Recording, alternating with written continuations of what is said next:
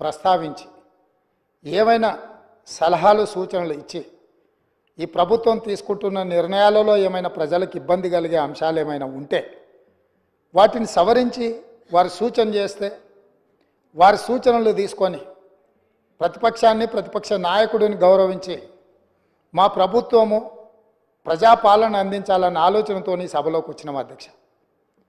కానీ ప్రధాన ప్రతిపక్ష నాయకుడు రాకపోవడం, ఆ కుర్చీ ఖాళీగా ఉండడం ఈ సభ యొక్క గౌరవానికి మంచిది కాదని చెప్పి తమరి ద్వారా ప్రతిపక్ష నాయకుడికి సూచన చేస్తున్నారు అధ్యక్ష.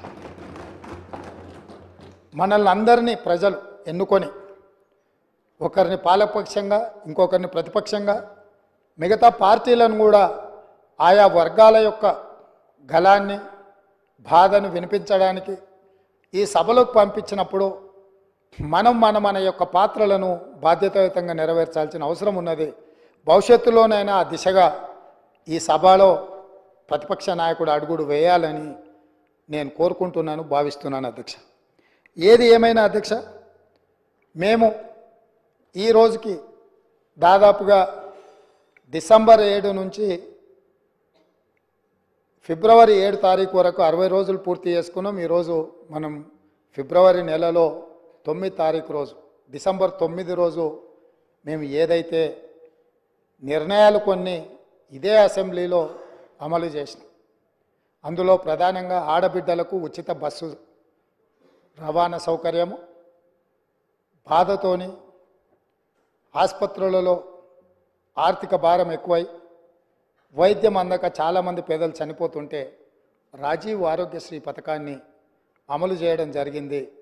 ఈ రోజుకు సరిగ్గా పథకాలు అమలు చేసి 2 నెలలు పూర్తి చేసుకుంటున్న సందర్భంలో ఈ పథకాలు అమలు చేయడానికి సహకరించిన నా మంత్రివర్గ సహచరులకు, మా శాసనసభ్యులందరికీ కూడా మనస్ఫూర్తిగా వారికి అభినందనలు తెలియజేస్తున్నా అధ్యక్ష. అదేవిధంగా అధ్యక్ష, గతంలో జరిగిన చాలా లోపభూష్టమైన నిర్ణయాలు ఉన్నాయి. వాటిని సవరించుకుంటూనే వాటిని సరైన దిశగా తీసుకువెళుతూ ప్రజలకు ఒక మంచి పరిపాలన అందించాలని అహర్నిశలు ప్రతి నిమిషము మా ప్రయత్నం మేము చేస్తున్నాం అధ్యక్ష. ఇందులో భాగంగానే మొన్న జరిగిన క్యాబినెట్లో లేదా గవర్నర్ గారి ప్రసంగంలో కొన్ని ప్రధానమైన అంశాలను మేము పొందుపరచడం జరిగింది. నేను చూసిన డాక్టర్ పల్లా రాజేశ్వరరెడ్డి గారు మాట్లాడేటప్పుడు ప్రభుత్వం తీసుకున్న కొన్ని మంచి పనులను వారు అభినందిస్తారేమో అని, అదేవిధంగా ప్రభుత్వం తీసుకుంటున్న నిర్ణయాలలో ఏమైనా ఒకవేళ వాళ్ళ దృష్టిలో సవరించుకోవాల్సిన సూచనలు ఏమైనా ఉంటే వారు సూచన చేస్తారేమో అని నేను ఆసక్తిగా విన్నా అధ్యక్ష. కానీ వారు ఆ దిశగా మాట్లాడుతున్నట్టుగా లేదు.